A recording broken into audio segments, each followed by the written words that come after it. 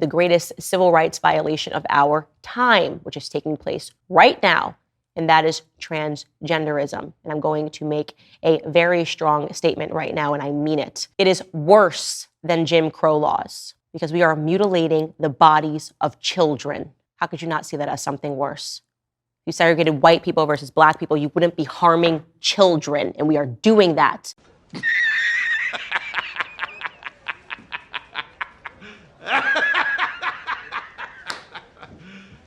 You serious? Now this is the most stupidest fucking argument that I've heard ever, because this completely downplays the harms that Jim Crow had to black children. We don't need to be saying about all of the segregation that happened to schools, where schools were overcrowded and under-resourced, and how they were restricted from public spaces. Also, if we just want to go into the physical harms about it, Jim Crow laws also made limited access to healthcare facilities, which meant that they did not receive proper medical care when they needed it, along with the fact that they would sometimes have to substitute for more dangerous procedures than they would have otherwise. So yes, it did result in black children being mutilated. And that's not also to say about the history of racism where black people were legitimately experimented on by the government, and how in some instances were radiated and had to go through lots and lots of medical experimentation. So this is just stupid nonsense. And lastly, black children were exposed to violence